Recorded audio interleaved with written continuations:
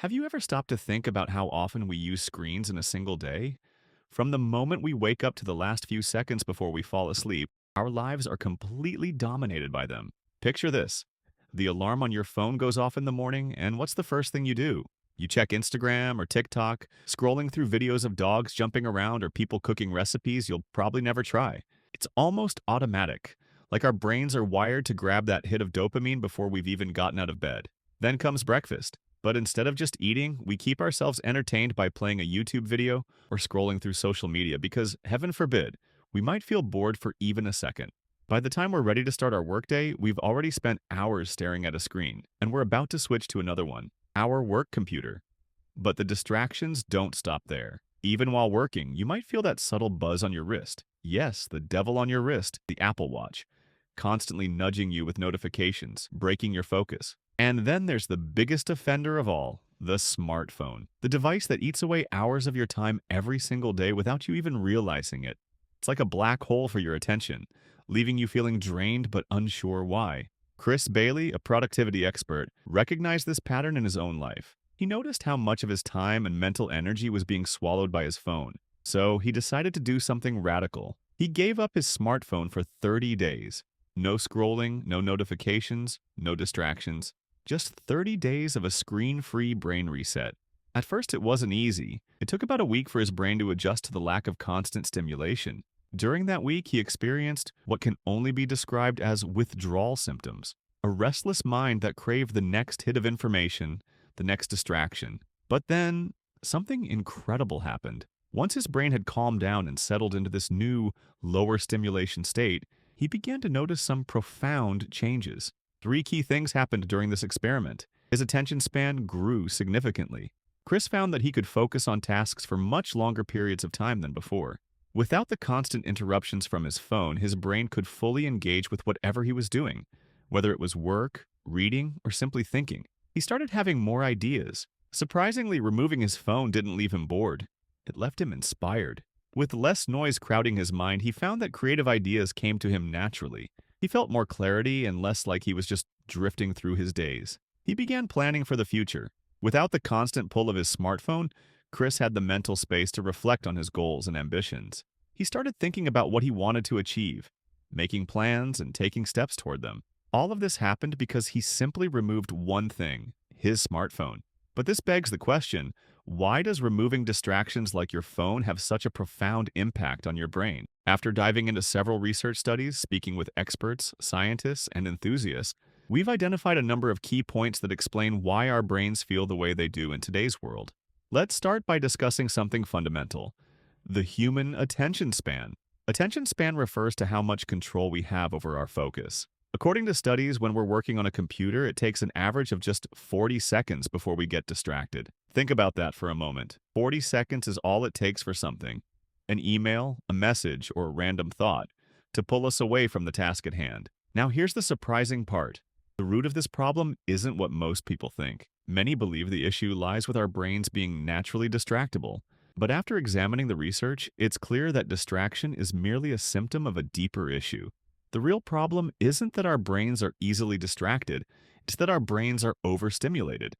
And because of that overstimulation, our minds are actively craving distractions in the first place.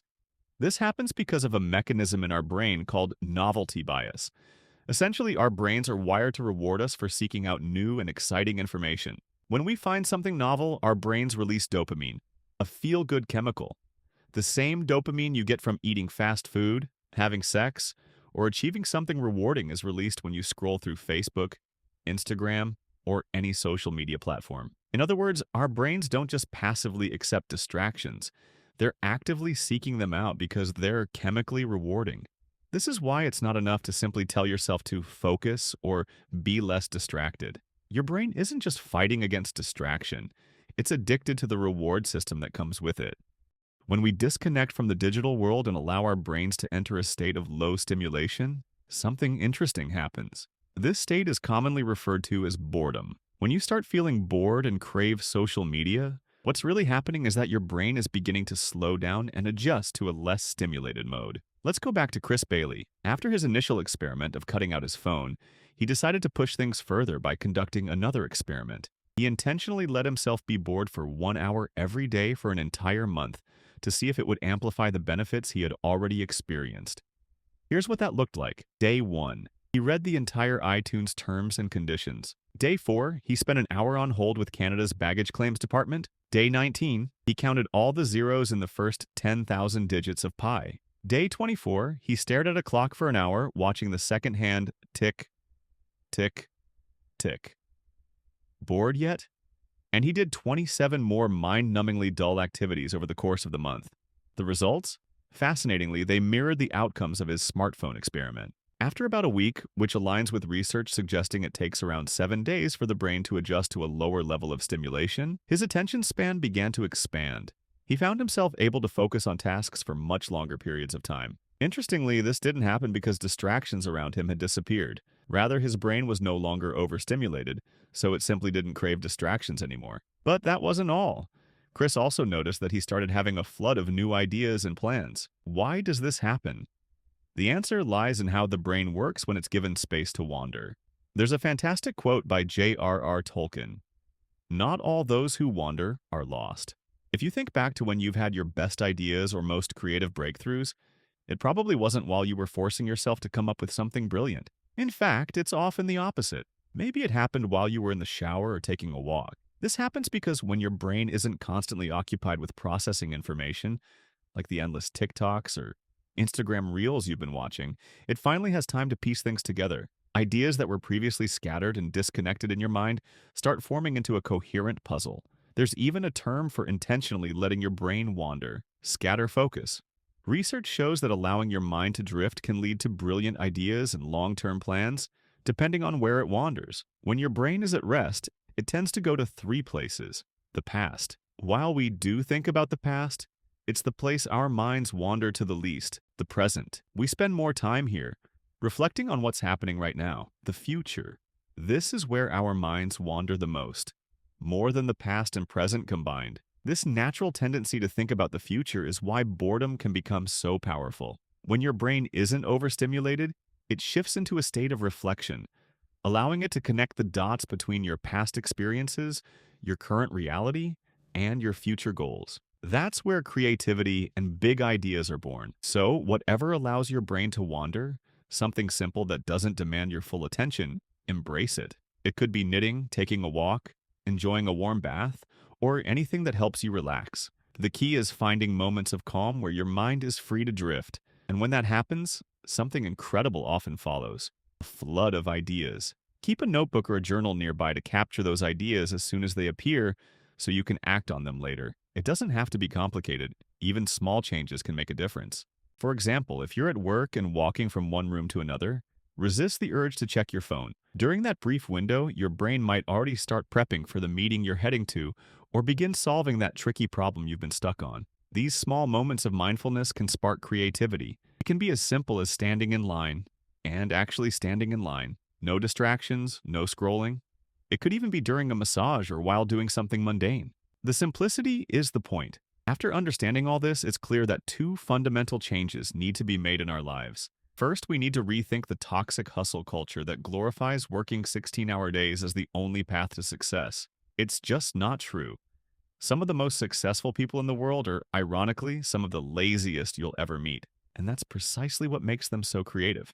Their downtime provides the mental space needed to generate ideas and plans that others simply don't have the capacity for. We don't need to fit into the hustle culture, and we don't need to constantly do more. In fact, we're already doing too much. Our brains are so overstimulated that they never get the chance to wander, and that's the biggest problem. Our best ideas and plans don't come from grinding harder. They come from moments of stillness. What we need isn't more work, it's more space. If you think about what makes traffic flow smoothly on a highway, it's not the speed of the cars that's the key. It's the space between the cars that keeps traffic moving efficiently. The same principle applies to our brains. Now we understand that distractions aren't the primary enemy of focus. The real culprit is overstimulation.